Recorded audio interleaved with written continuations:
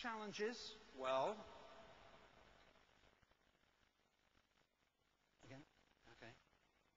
Deal mediations take time. They take a lot longer than dispute settlements, on the whole.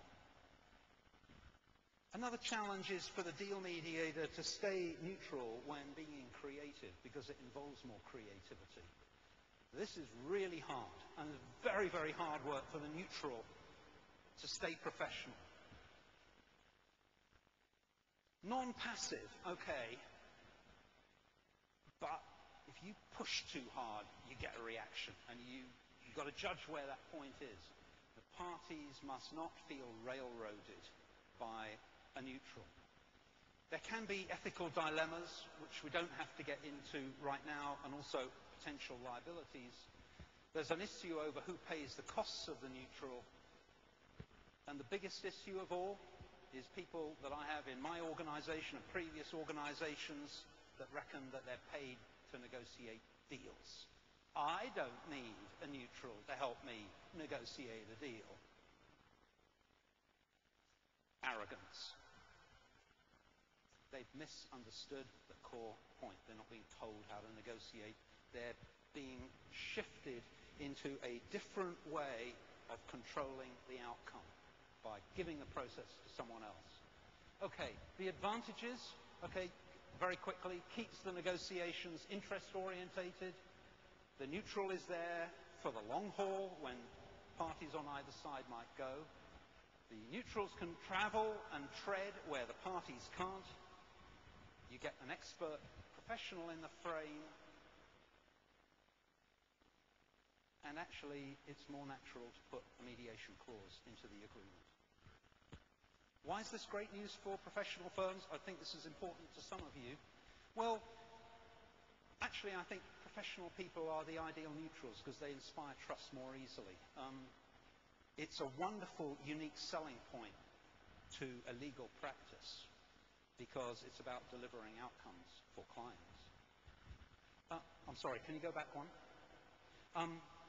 It's fee generating, and that's shared by the client. So each client is paying a relatively modest sum for the skills of a top neutral.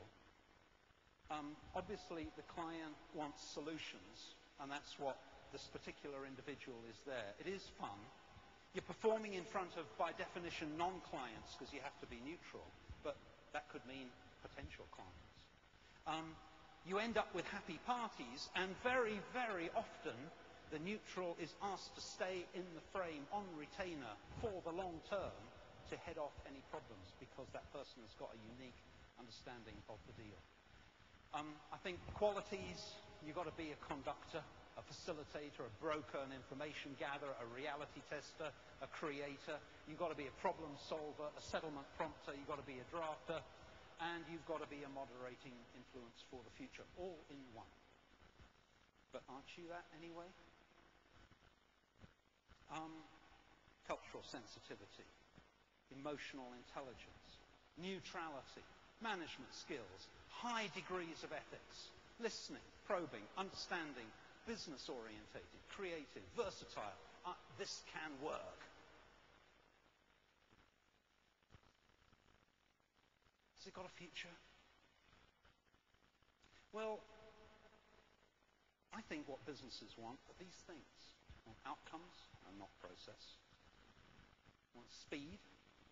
We want cost efficiency. We want removal of blockages.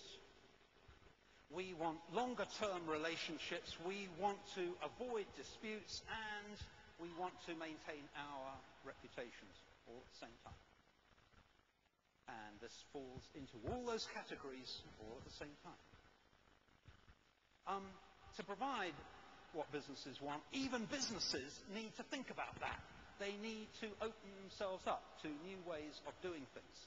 Those macho negotiators within the companies need to stop and think. We need to train people in interest-based negotiation. Use dispute, successful dispute resolvers as neutrals in deal making. Persuade businesses to try it out. Propose it to the other side and just propose to share the costs. Explain why. Make the successes known to others to encourage and inspire them.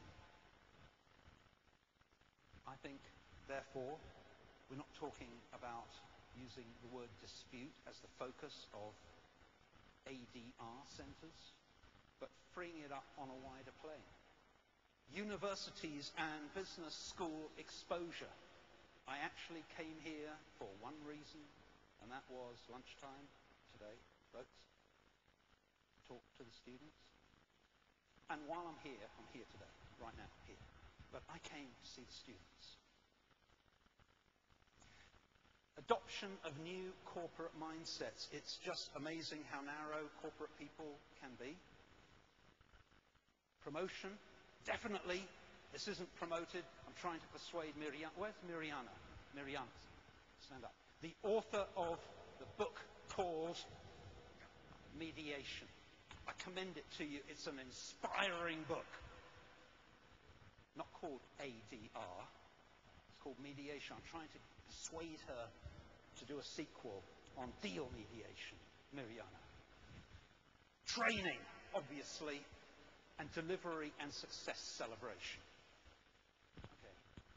So, in summary, a lot is wrong with the conventional ways of negotiating deals. Mediation does work, and it works because of a neutral, and especially, but not only, in cross-cultural situations. Businesses are starting to try mediation in the dispute area, but also they're starting to try it, because I've done it, not as the mediator, but as a party in resolving deals, cutting deals. We've got to train deal mediators. It's a great opportunity for you professional firms, and we've got to change corporate mindsets. And I want to leave you with one thought of a great man. This is on my office wall. Don't aim for success. Aim for value. Ladies and gentlemen, thank you very much.